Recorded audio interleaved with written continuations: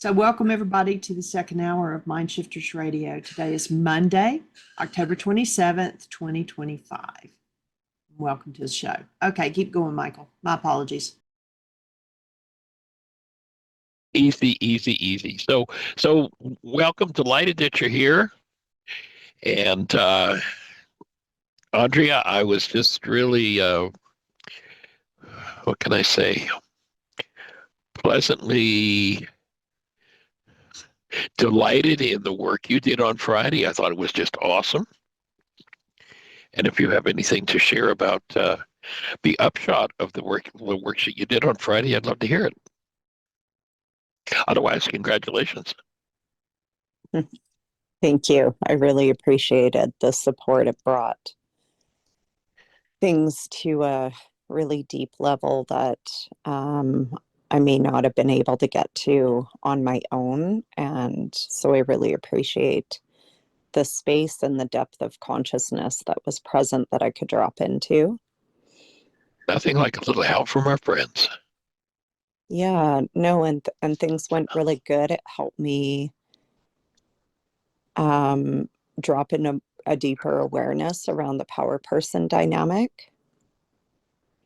And a few other puzzle pieces came together, like, for example, Lindsay, who had a discussion with our facilitator prior, has, the law of resonance has similar power person dynamics to me. How shocking. Exactly. So her perception of the conversation got to give me a piece of my power person dynamic because it was her own interpretation that he Right. was saying we couldn't participate in the way that we were as both facilitators and support in the workshops if we didn't agree with him, which was never in my conversation with him. Was beautiful. His deepest concern out of love was that our belief was healing was suffering. And that was it.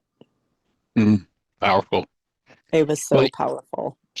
You bring up a really important point.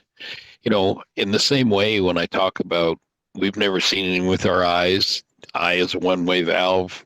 Information comes in carried on light, and our brain generates literally the picture world that we see, turns thoughts into visual images. That's one of its superpowers, and paints those images on the inside of our eyeballs. Well, we could sort of carry on the metaphor and say, and what we hear, we've never heard anybody speak. In fact, nobody's ever spoken a word. I don't speak. I don't know how to speak. We call it speaking, but really all I'm doing is vibrating a little flap of skin, causes air molecules to vibrate. It's this little microphone in front of my mouth, causes electrons to move, broadcast out over the world. And you receive it all the way up there in Canada. And when that signal is received and decoded by your phone, it causes a little plastic or cardboard diaphragm to vibrate, which vibrates air molecules, which then causes the drum in your ear to move and converts that to an electrical signal. And people say, well, I heard what you said, Michael. And the truth is, no, what you heard was what resonated in your brain, because listening, in the same way that, seeing is painted on the inside of our eyeballs, listening is painted on the inside of our ears. It doesn't come from the outside. So everybody's got a reality, and most people live in these 9-bit generated images and seeming sounds that come from the world, but really come from inside of us. And most people have never tasted the actuality. They simply live in these constructs that are all replicates of generational patterns. Until forgiveness comes in and we start to collapse that stuff and make space then for the actuality. There's the Harvard research that says that in a time frame where 10,000 brain cells are firing, the max amount of data that goes into conscious awareness is 9 bits of data. That's where we come up with that idea of the 9-bit mind. And so if our 9-bit mind is filled with perception constructs from carbon-based memory, which is nothing but data from the past, then there's no room for the actuality. And in that time frame, 10,000 brain cells firing, it's been estimated that there are perhaps 20 trillion bits of data available from the actuality. But if we keep filling it up with realities, with perceptions, there's no room for the actuality to come in and tell us what's actually going on. And when we do make room for that, the descriptor for actuality, having a space to write in our minds because we've left it open, that's called revelation. It's direct from the actuality. It's like, and most people go through their whole lives and never taste it or even know it's there. So thanks for highlighting that. That created a nice space to bring that idea in, that our listening is from our brain. It's not from people's words. Yeah, I found that really powerful, how I'm really starting to be able to be open to reading my outer reality, because I'm deepening into, I would say, a deeper willingness than trust, but trust is starting to move back in. Wait. It is. And then even what's come obviously is a space within me, which is opening a space outside in, on the radio show on Friday, and then the meeting with the facilitator. And, I have been trepid in the past to go in fully accountable of what I'm feeling and experiencing, because there wasn't this reflection of someone able to hold the space. And then to have this very potent spaces to be able to just openly share, like, wow, I didn't realize how much I still don't trust men, and to be able to share those things very accountably with him. And, whether he was aware of if anything was up for him or not, at least there wasn't the projection. And then we had a beautiful conversation that, where I just said that that's not my experience on this journey the way you've experienced it, and that's okay. I see why I said what I said in the workshop, and the motives that were there, and they were more painful perspectives. And then, at the end of the conversation, he said, and also don't believe a word I say, because you Smart have all guy. your own answers. Yeah. Yeah. None of it's true. We can help walk each other home, but each one of us has to take each step. Yeah. So that was all very healing to work with both you and Dane That's in awesome. that, in a divine masculine presence. So I got to actually do a lot of the healing and accountability work.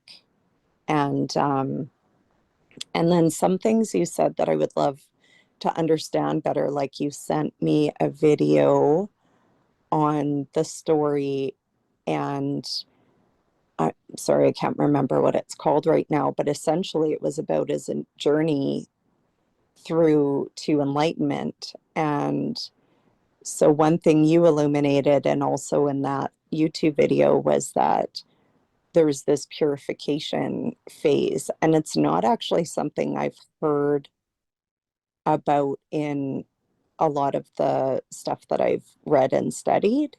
So I'd love to Right. hear anything more on that. When you say the purification, are you talking about the idea of healing crisis? No, you said, so your words were refinement, and I believe it was purification phase, like when you hit that, what I interpreted as when you hit that enlightenment phase, like when you hit the oneness or the actuality, and you consistently stay there for some time, and then Right. everything that's still being held in distortion in your physical body comes up, and if it doesn't get processed properly, my understanding was it replicates. And you said somehow you can actually stop the replication, not stop it, but if you're doing the work through certain processes, it doesn't need to manifest into an Right. experience. Yes. And then Yeah, you there's said something about the purification. okay, let's see if this is fitting where your question is. So first of all, we have this actuality that is, for want of words, we'll say life itself. And when we open to let it in, one of its definitions is truth. What is? And when we're open and we let what is in, everything in us that we've made up that doesn't match with what is has to be healed, has to be purified. And that, in the system of medicine that I'm trained in, naturopathy, is called a healing crisis. And you'll remember in step 2 in the worksheet, I'm willing to go through the physical, mental, emotional symptoms of healing. And recognizing that your body mind unit, my body mind unit, each of us has this energy system. And when an energy goes into the system, it reflects as it enters the system as itself, as a symptom or reflection of that particular quality of energy. If then we hold our breath, grab a shot of whiskey, and eat some junk food to shut it down and go, no, no, no, then we lock that energy somewhere in our tissue structure. Sooner or later, and this is a habit, of course, that's been going on for 1,000 generations in each of our bloodlines. Sooner or later, if we're going to open to truth, then truth is going to purify us. Truth coming in is going to cause everything that is not truth to start to move out of the system. And it ain't Dr. Feelgood. That's why there's that statement in number 2 is I'm willing. And on a physical level, and this is what would define the healing process, on a physical level, healing looks like any kind of physical symptom you've ever had and low energy. On a mental level, looks like any kind of negative thought one has ever had and confusion. On an emotional level, looks like any kind of negative feeling one has ever had and depression. That's what healing looks like. And so to be willing to breathe in the presence of any kind of symptom, any energy that's been locked in tissue, how can you tell it's in tissue? You're feeling it. If you're feeling it, that's the place to breathe and to keep allowing the actuality, the energy of the truth and actuality to come in, flood the system and totally reorganize it. I mean, literally going back through everything right down to the genetic anomalies that don't belong there. And that would be what I would call the purification process.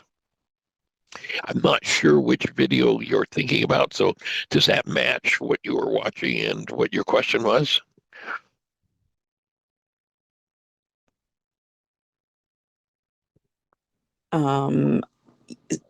So the purification you were talking about was on the show that you said.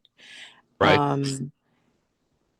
And so I looked into it just a little bit, and more through ChatGTP, and Right.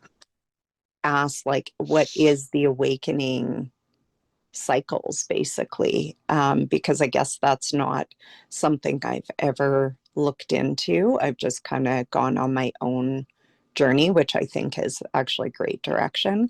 But because you know how you go through those super heightened states where all of a sudden everything is one and then it's gone, and then you feel like you failed somehow.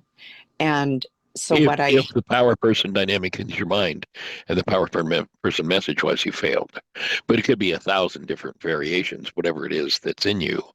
If your mind's interpretation is I failed, then okay, there's my next worksheet. So now I'm going to heal this whole idea that there's something to do with failure in this thing called my life. Mhm. Okay. Yeah, that makes sense then on the failure feeling. Yeah. Okay. And how that fits in with the power person dynamic. I guess it was more, and also confusion of like, how did that get lost? Which I have a lot of Right. understandings now. It's actually not lost. And I even find when Right. I clear what you're calling my structure and I processed what's looping in my nervous system, I actually go back into that state, but then more comes up and more comes up and more. Like it's Right. been not ending for like almost 3 years. The higher the vitality, the deeper the process is going to happen. When you realize you got 1,000 generations there to process out, it is, it's not something that happens in an instant. You can't, as I said the other day, you can't storm the gates. But Mhm. also, confusion is a normal part of that process. When you think about it, let's imagine an illustration that I make in the workshop is I've got a 4x8 whiteboard in front of me, and I've got a red light I shine on one spot on the board, and I've got a blue light, and I've got a green light. And of course, we know scientifically there's no such thing as red, blue, and green. They're interpretations of the brain. But we see clearly the frequency of red, the frequency of blue, the frequency of green. But if I move all three lights onto the same spot on the board, we're going to get a mix or a confusion. Those energetic patterns are additive and subtractive with each other. So I'm going to get some kind of a muddled mess of red, blue, and green, which we would call confusion. Mhm. If I have something that's not based in truth in me, like the message I'm a failure, and something comes in that is truth. Oh, you're a human being having awesome experiences, waking up and moving through whatever you need to move through. And those two energetic patterns meet. It's like the three lights shining in the same place on the board. Those energies are additive and subtractive to each other in the energetic world, and that's what we call confusion. And confusion in the process of healing is a very high state compared to thinking we know when we don't. It's a Mhm. desirable state to go into and breathe through those confusion places where, as you're processing out what doesn't belong and bringing in truth, the two meet and create this temporary state of confusion. It's one of the symptoms of healing. Mhm. Okay, that's really helpful. And it's a desirable state. Okay. And that's where you want to breathe and breathe and do all of the above. Okay, great. People will often say, well, how do I deal with this, Michael? And oftentimes my answer is, well, go back to our first radio show that we did 15 years ago and start listening every, an hour a day, 5 days a week for the last 15 years. And in that 15 years of listening, you'll never hear me say another word except what to do about whatever this is, because it is all of the above. It's every tool we've got. Mhm. And of course, on that idea of words, now here I am. It sounds like I'm saying words, but I'm really not. I'm flapping I'm moving a little flap of skin.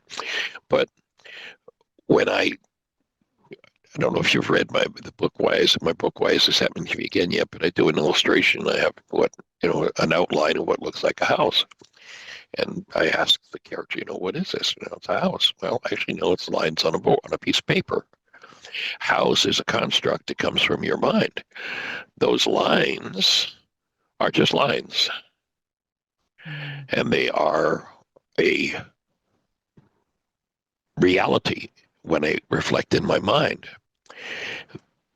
And when my mind generates that image of the lines on the piece of paper, they're one generation removed from the actuality of what's on the piece of paper.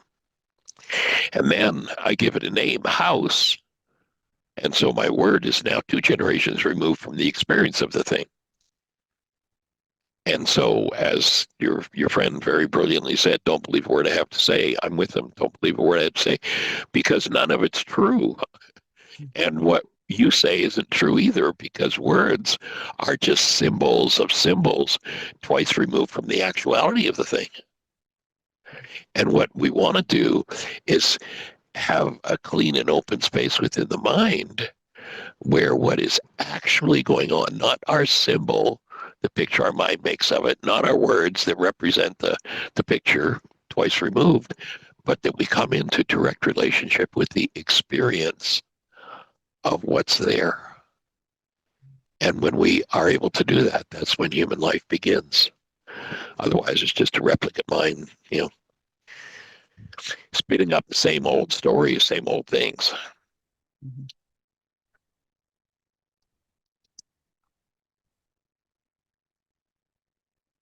Yeah.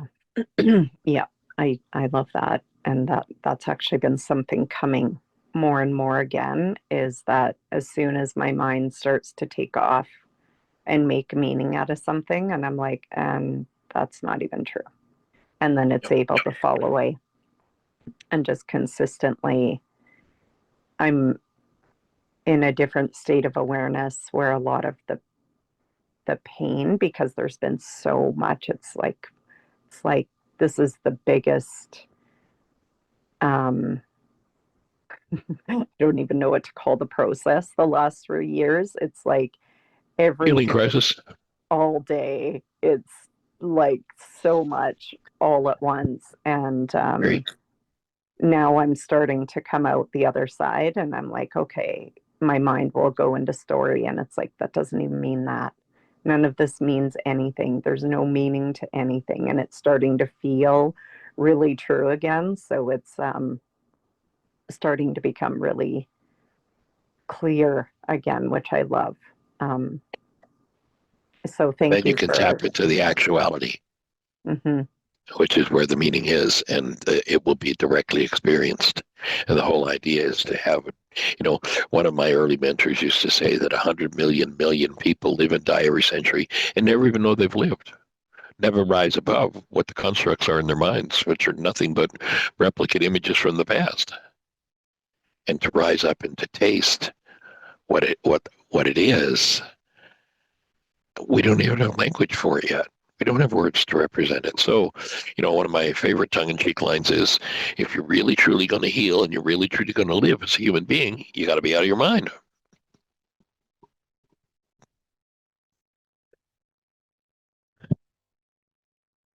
Yeah, that gave me a big chuckle. That's so true. It's true. I mean, that thing is it's meant to be our footstool. It is a useful, it's got information from the past that I need, and that information is needed now. It's very useful. But if it runs my life, if I live in it and I think it is life, then I've totally destroyed the purpose of it. So it's designed to be your footstool. Restore it to that rather than your master. Yeshua had a parable about the master bound by the servants in his own household. Your household, your temple, your body mind unit is your place of abode.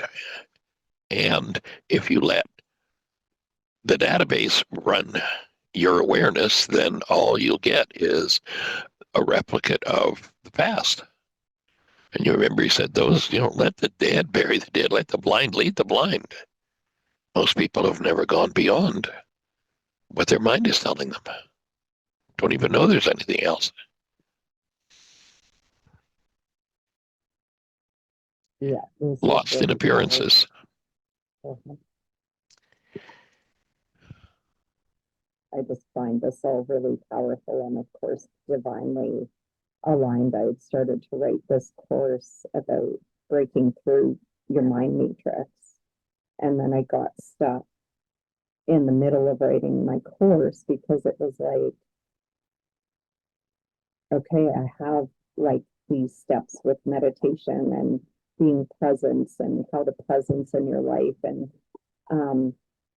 just different practices. But then it got to a point where it was like blank. It was like a dead stop. And I feel like this is actually leading me to being able to write the end of this course, to actually breaking out of your own mind matrix. That what you're talking about, like people don't, there's many who don't even get to the actuality.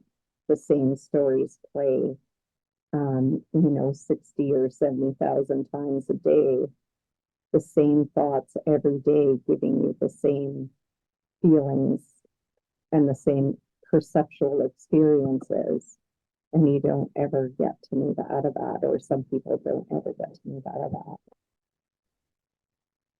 And it's Yep. usually The blind not led when by the one blind. changes.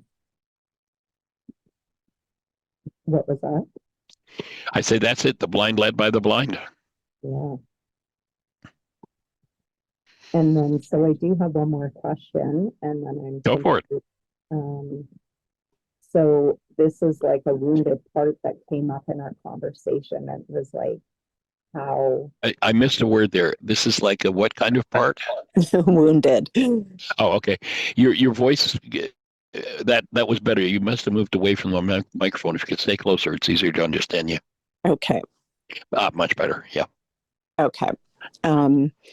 Yeah, the wounded part of me came out in our conversation and has been echoing since. And it's like, how do I make sure, what do I do so that I don't have to experience another assault or crash, or these things that have been like so intense the past few years? What is my way forward? I know there's no, like, I'm not asking for a guarantee, but I'm Got it. recognizing the woundedness, but it's like, I'm scared. There were so many super, like, flying off the 60-foot bank. I felt like I had no control over that. Same with the Right. assaults and all. It's like, I feel like I'm doing everything right. How is this still happening? And what can I So do? the one I suggest is you go back to the first radio show 15 years ago, 5 days a week, an hour a day for 15 years, and that's all I'll talk about is that question. It is literally all of the above. And the first thing I would suggest you do is you do worksheets around your fear. That is going to happen again because fear is the amplifier of mind energy, the most powerful amplifier of mind energy. That's why in the ancient scriptures, where they're trying to make this understandable to people who hadn't even tasted of actuality, over 300 times I say, fear not. I mean, over and over and over and over and over again. And you listen to Job. Job has in his book, that whole book of Job is a story of Job's healing process. And he has this major insight early in his loss. He's a wealthy guy, everything's good in his world. And all of a sudden, everything starts to disappear.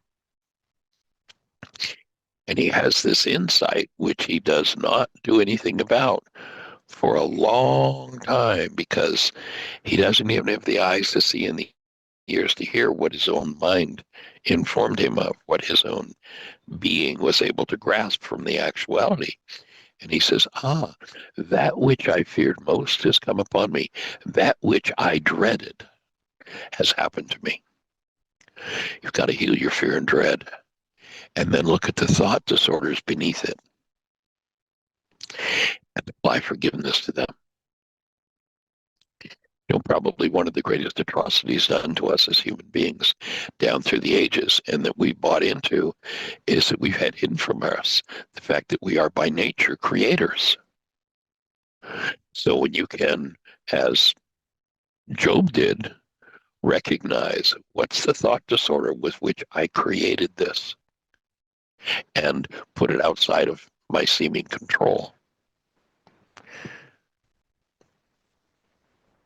And so I'd be looking at the fear and dread as a first order business.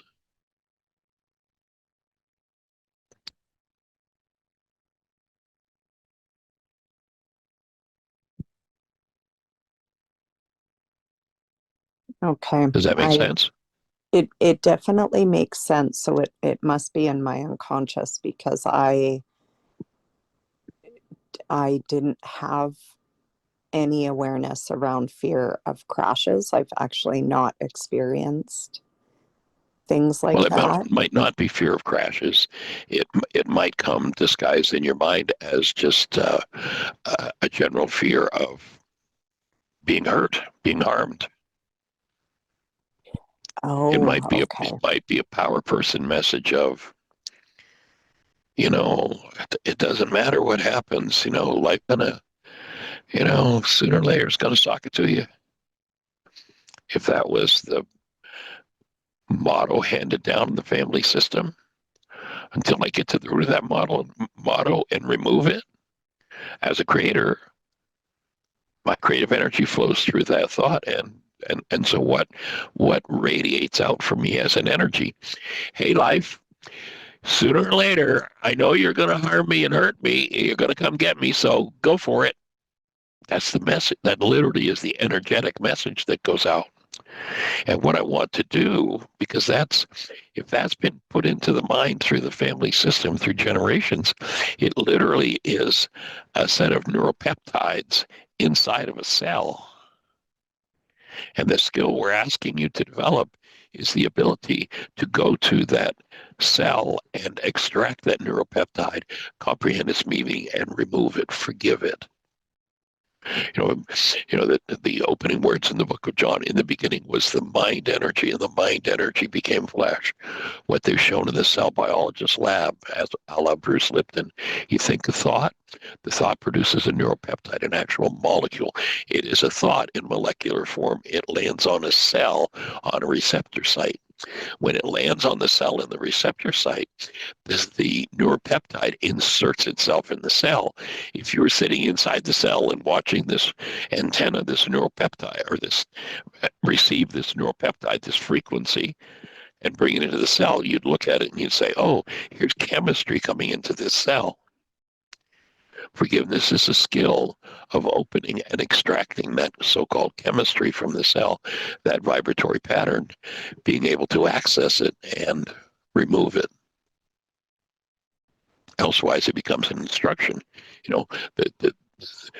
There's only one power operative in the universe, and it isn't you and I.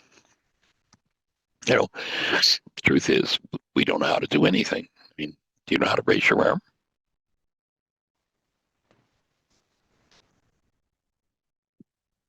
Michael, that's a trick question. Not a trick question. Do you know how to raise Trick. your arm? Susan, do you know how to raise your arm? That's a trick question. You didn't It's hear me. not a trick question. Do you know how to raise your arm? No, I haven't You got a clue. don't. We don't have a clue, but we can do it. Why? Yeah. Because we set an image, and there's a power in us that says, I am subject to your will. Tell me what you want, and I'll do it. And that power does not adjust or change or say, well, I'll only do the good things that cross your mind. The power says, put a frequency across your mind. Think a thought, mind energy. Now we've got a neuropeptide that instructs me. I will carry out your instructions, good, bad, or indifferent. And so the forgiveness process is that of being able to decode. The aha moment is the moment where, I just notice how that feels. I just pulled that out of the cell, and that which I was not even conscious was in there. Oh, golly, look at that. I didn't even know I've been thinking that all my life. How could I not know that? Because it's been locked in as chemistry in a cell and on automatic pilot. And the creator, the father within, the power, whatever you want to call it, says, all I'll do is follow your instructions. So if something's showing up in your life that you don't like, they said to Yeshua, how do you tell where somebody's at? He says, you look at their fruit. If they're always being harmed, then what they're going to need to do is work on the forgiveness of harm. And then we're able to give the creator a different set of instructions. And the creator says, you just ask and I'll bring it in. The good, the bad, and the ugly. So what else is resonating for you, Miss Susan? Oh, listen, I didn't mean to interrupt your interacting with Andrea. This has been the most amazing couple of shows. I had missed something, I thought, but I guess I didn't. Jeannie kindly answered my question in the text. Andrea had fear, and I thought it was fear of losing the realizations that she had gotten, which seemed so amazing. And I heard her disappointment when they seemed to be gone, and she felt like a failure. But she was also talking about fear of being hurt by a person slash people. And I guess it's just both. And if I have a fear of being hurt by someone, then I'm going to tend to look out into the world, or at least I think I do, and Yeah. I'm going to be resonated into a frequency that matches my frequency. Oh, I understand. Yeah. I need Yeah. harm. I just I'm going to wanted to pull in get, harm. Yeah. right. I just wanted to get her what she meant. I didn't want to miss what she was talking about. Okay. Is that accurate, Andrea? The Yeah. question Susan has or take? Yeah. Good. Yeah, it was both. Oh, It's okay. all of the above. Yeah. That's one of Michael's favorite words too. All of the above. Oh, okay. What it takes. Yeah. And when you Yeah. realize, how massive, how many unachieved goals come in our genes at the moment of conception. Mm. How many generations? And that whole story of the Jews wandering in the desert for 40 years is, as we've said many times, is not about a hot, sandy 35 square mile area in the Middle East. The desert is the unconscious. And most people spend their first 40 or so years in there, wondering which end is up before they start to realize, oh, I'm doing this. There's a great passage in the Course in Miracles, responsibility for sight. I create the feelings I experience. I decide upon the goals I would achieve. And what happens to me, I ask for and receive as I've asked. The Course says, deceive yourself no longer that you're helpless in the face of what is done to you, but acknowledge that you have been mistaken and all effects of your mistakes will disappear. Nothing can come to you that was not your choice. Nothing happens by chance or by accident. And that's a hard pill to swallow when you first are waking up and go, oh my God, this is happening because this is what's inside of me. These are the patterns that are there. And then one moves out of the desert, out of the unconscious. Yeshua says, take care of the heart, which is the code word for the unconscious. Take care of what's going on in your unconscious, for out of it are the issues in life. So then when one starts to move out of the unconscious, then one consciously, purposely originates frequencies for what they truly deserve and want. And now they're in the promised land, which is nothing more than conscious co-creation. It's what we're designed for. But you can't do that carrying around, lugging around 1,000 unresolved generations of hostility and fear and rage and war and murder and trauma and rape and, insanity, abuse. So that leads me to a question, and I'm sure you have answered this and talked about it a lot. But my daughter and I had a discussion this morning about original sin, and she was asking me what I thought it was. And although I could do the sin idea of missing the mark, she said, well, what's the original missing the mark? Can you talk about that, Michael? If you finished with Andrea. Yeah. Well, let's see what Andrea's thoughts are. She's got any other thoughts to add? Oh, I look forward to your answer to Susan's question. And I just am grateful for both you and Susan, your comments, because it actually just refined what the fear is for me. And it was that I had such clarity that I was the creator, that we are God.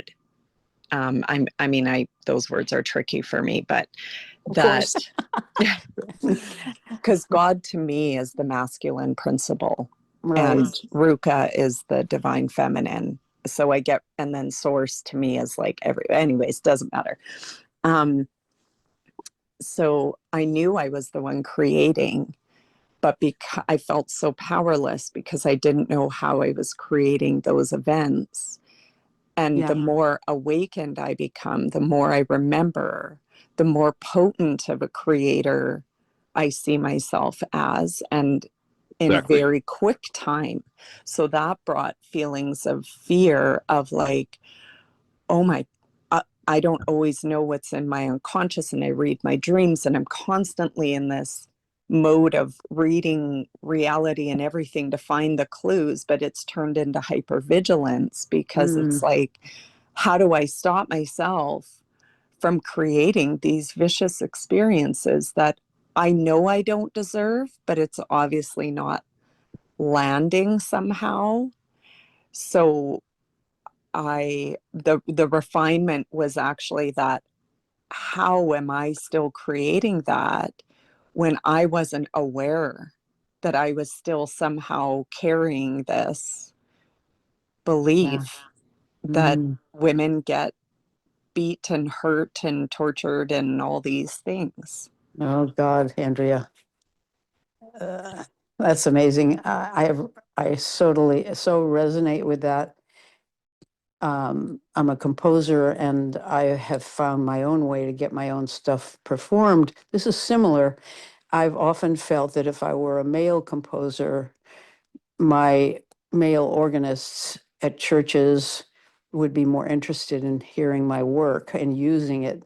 That may be my own construct, but I still got that thought in my head. And I've had fantasies of putting a man's name on my pieces and seeing what happens when I take them to an organist at a church.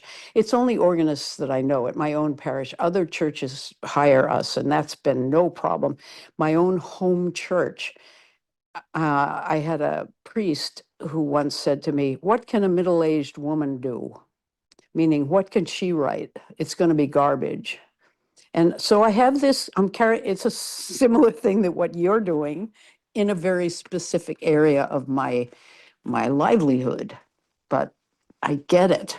So anyway, carry And on. it's something, it's a an insanity that has been perpetrated on our culture for so long. I mean, listen, just recently there was a big brouhaha, and I'm not going to mention any names so I don't get into politics, but a big brouhaha, and one of the people that there was this big brouhaha over had publicly put out the thought, and he named specific women Hmm.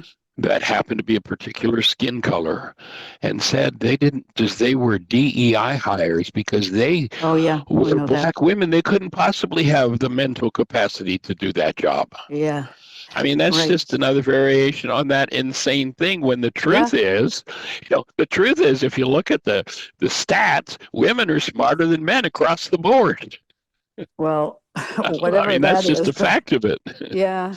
Well, Tim But and I but were it talking. Sorry, go ahead. yeah, it's just an insanity that's been perpetrated for a long time upon women, Hmm. and unfortunately, because men tend to be physiologically stronger, that's sort of taken over the game, and it's time for healing.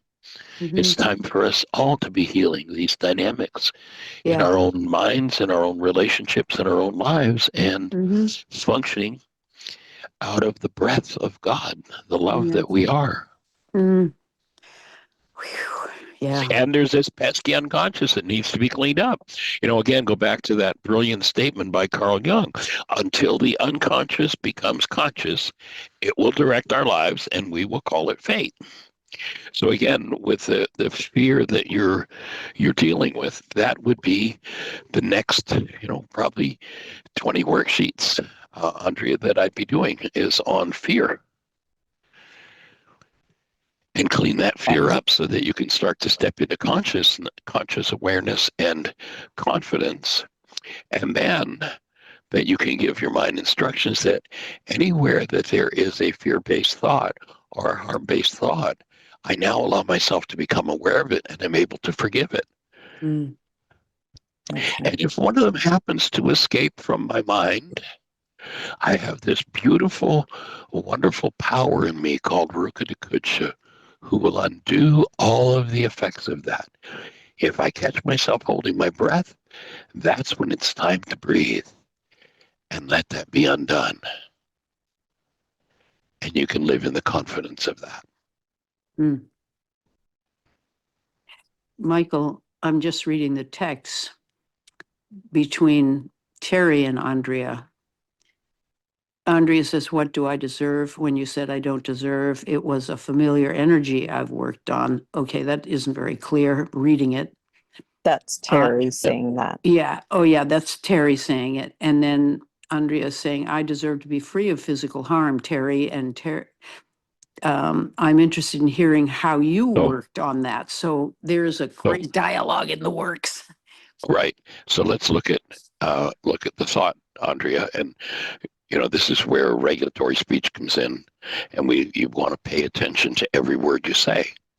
So notice that and recognize. So there's this power within that was known by many different names: the Father, the Creator, whatever we choose to call it, that carries out the instructions. That power works on frequency. If I say to you, don't think about the color of your car, what moves in your mind?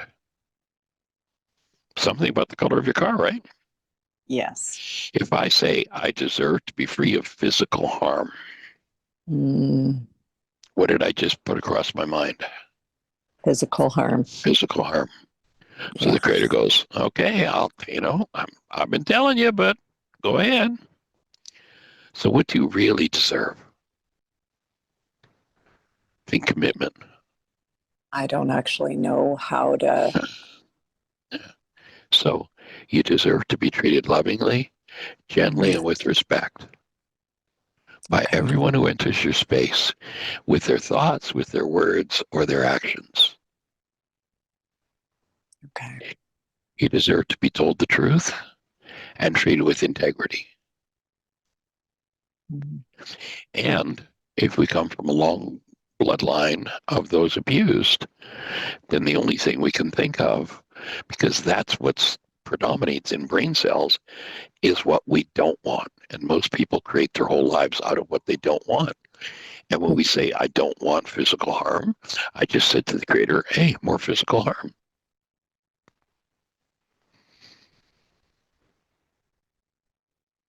Okay. This is So super Jeannie just dropped a refreshing. note in. Yeah. So Jeannie just dropped in a great note. I deserve to be safe and protected, honored and treated lovingly and with respect. You sure do, sweetie. And so do all of us. Unfortunately, that's not what's in the brain cells of most of humanity today. So all we need to do is take this thought that Jeannie just put in there and treat everyone in our lives like that. Well, no, Michael, wait a minute. Now, this one guy over here, boy, I watched him do this terrible abusive thing. He needs to be terribly abused. It's like, well, okay. So notice what just went across your brain cells and notice what you just asked for in your world. It's terrible abuse. No, I agree with you. I watched him. What he did was terribly, horribly, ugly, and abusive. But you know what he deserves? He deserves to be treated the same way as you and I do, lovingly, gently, and with respect. Now, he's not safe in the community. He's a danger to people. Then we have a building with bars around it called a prison. We're going to put him there because that's how we take care of people. And what we're going to do is we're going to transform this insane system with love and presence. And so, yes, we're going to isolate this person who's this horribly abusive person, and we're going to treat him lovingly, gently, and with respect. Or her.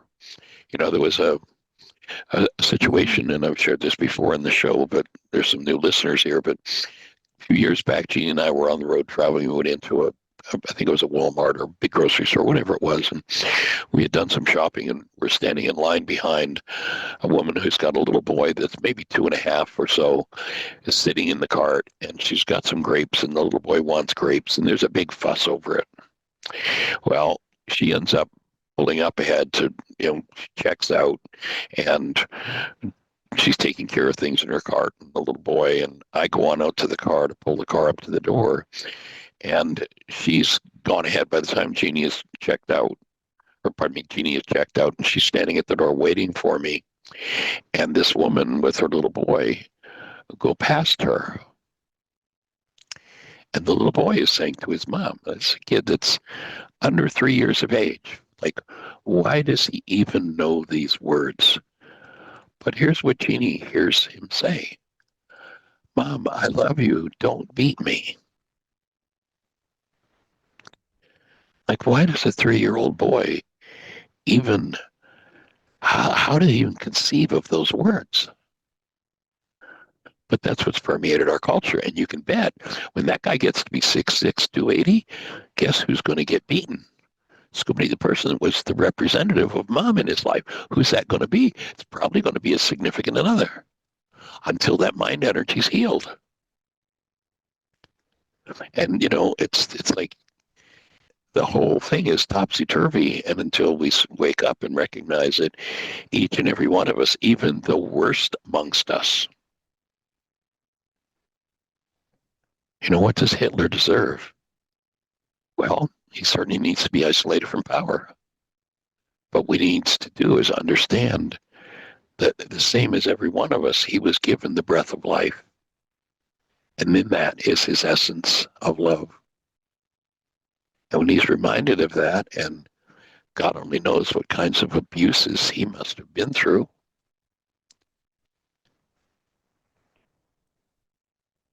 and when we isolate him and treat him lovingly, gently, and with respect, and give him the tools that Yeshua brought 2,000 years ago, and the Greeks basically disappeared, then he's going to heal. And he's going to discover the truth of who he is. But I could guarantee you, if we were hanging out with Hitler today, Hitler doesn't breathe. And neither do his henchmen.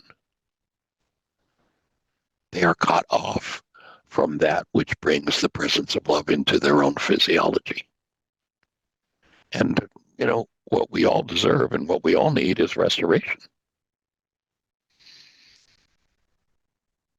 And why do I want to rage at somebody when they do something horrible? Because I've got the same horrible in me that I'm in denial and dissociation of. Remember that warning? I think it was Paul that gave it. Beware you who judge another, for that in which you judge another, you've been guilty of practicing. You got the brain cells for it. That's why you're upset about it. So clean it up in you. And as each of us cleans it up in ourselves and supports each other, even those who don't seem to deserve it, then we start to make a massive shift in the direction of critical mass of human life coming to Earth, awakening the human life in everyone. And then we start to see what this garden is really designed for, what human life is really capable of. That's the work. And what did they do? They turned it into a theology. The breath is no longer an eternal gift you were given to hold in your nostrils and a healing force within your body.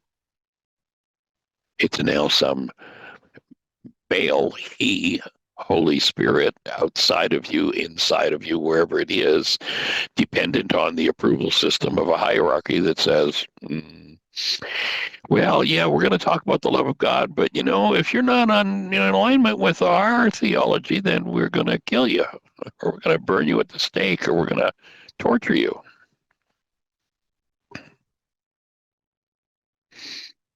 That's why when they said to Yeshua, what's most important in all of this? He didn't say love God, love your neighbor as yourself. He said of Rachma, have the uplink connected to the mind of Christ, to the mind of love. So the human life, love enters your human form. That's where it gets in. And it's sustained by the breath. And you watch how much time people spend holding their breath, literally cut off from their own life force.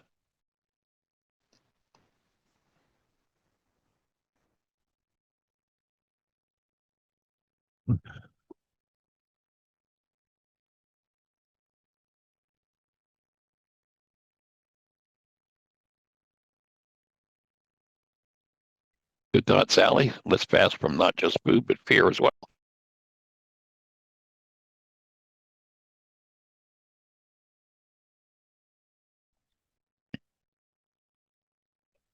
So thoughts for anyone?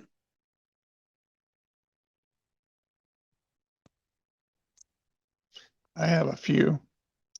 Go for it, Terry. And Glad you're here. I know we're winding up, but so I like to do a mini whiteboard on Okay. listening and make notes of what all opens up and comes forward for me.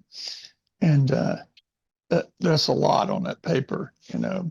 And one of the things that was right at the top as I was winding through all this is that your statement that you would throw out tongue in cheek, healing is not for wimps, you know.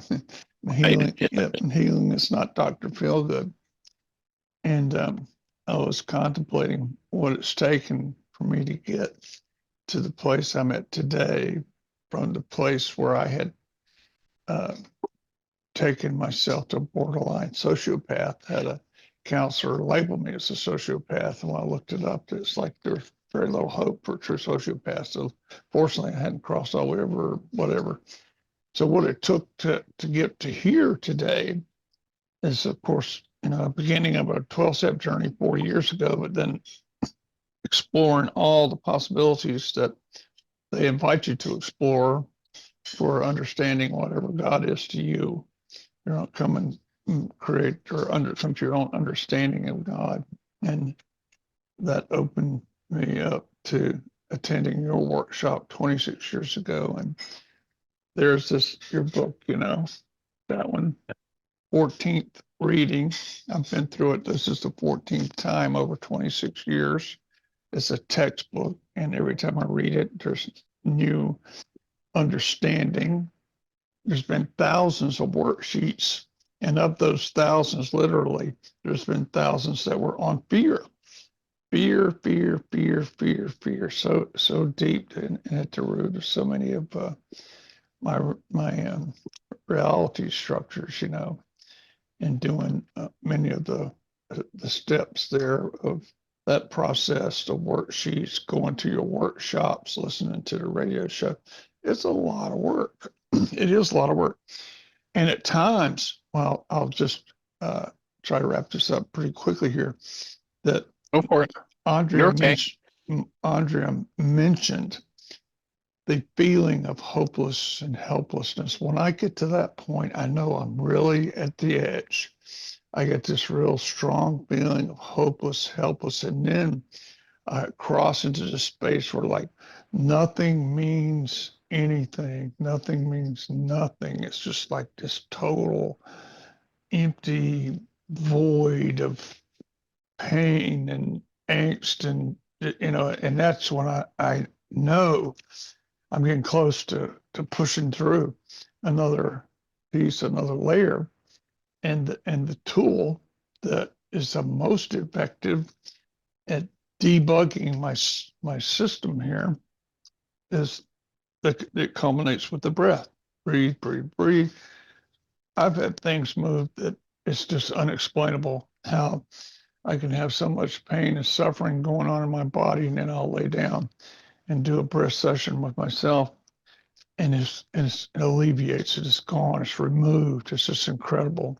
But there's still, you know, resistance. It has to get pretty painful before I'll lay down, you know, and I'm getting better at it. There's a little bit less pain. It's like, oh, okay, let's see if we can't just breathe through this and be done with that piece of it. So that's a big component.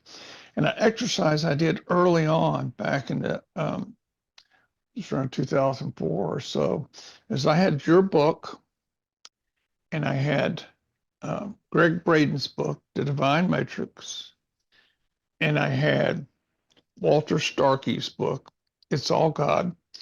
So Braden, he was IBM guy, scientist mind, and I was studying all three books simultaneously, and I had a whiteboard, 4x8 whiteboard in my kitchen, you know, my dining room here. And I had that book, I had Goldsmith was supposedly, Walter Starkey was his student, and he's a mystic, and he was coming from mysticism. Then I have Dr. Ryce, and he was from the Aramaic, physics, electronics, naturopathic background, all rolled into his work. And what came clear for me is that in all three of those books, they were all seeing the same thing at the core and using different language. But once I could decode the language and translate it and look at it from that perspective, the things that were resonating as true were true across the board. So I use that litmus test, I guess is the way to put it, on anything I come across. This information that I get a sense or deep feeling that it's true, and compare it with what I've learned from you and what's in the Aramaic. And what I've found is if it's true, I'll come to an understanding where it's true, and there's the confusion goes away and there's an alignment in that. But that all took effort, and that effort comes from that core desire. And we've talked about the desire thing before. Is where does that come from? Where does my desire come from? Because the desire kicks it all into play. I have to somehow have the desire to feel better, to move forward, and be willing, as you said many times, grab your cosmic grease and apply some willingness to the situation, and that's what it takes. It takes the willingness and applying it and working it. And I'll say one more thing, is that so many times I've got to that deep place of hopeless, helpless, whatever, and any other failures. It's like, this is just all bullshit. I'm out of here, and it's like my mind just wants to resist, right to the end. And fortunately, that it's right at the threshold of a breakthrough and a shift, and it resonates. It all resonates. Those energies are resonating, and the more that, and I said I was going to wrap it up a minute ago, but now I'm still on it. I'll go back to that exercise you would do with the pitcher of clear water, and then you put the red drops in it and turn the water red, and then you kept pouring water into it, clear water, and eventually it flushed the red out. Well, that's what I got to do. I got to keep filling my structure up and pouring in the good stuff in my structure, and it flushes out all the negative stuff. And as soon as I think I can take a breath or step over here and, maybe not look at that, then I'm going in the other direction. So this is, for me, there is no treading water. I don't stay at one place. I'm either moving forward, I'm going backwards, and moving forward is to continuing to use the tools and apply them. And I'll wrap it up with that. Great summation, Terry. You're right on track. I'm with you. Yeah. Holding the space. And another great show. I appreciate you guys so much. Andrea, thanks All right. for being willing to jump out there. And Susan, all you guys, Jeannie. It's good stuff. Good stuff. All right. Everybody, have the best year yet of your eternal life. Awesome gift to the world. Thanks for being with us.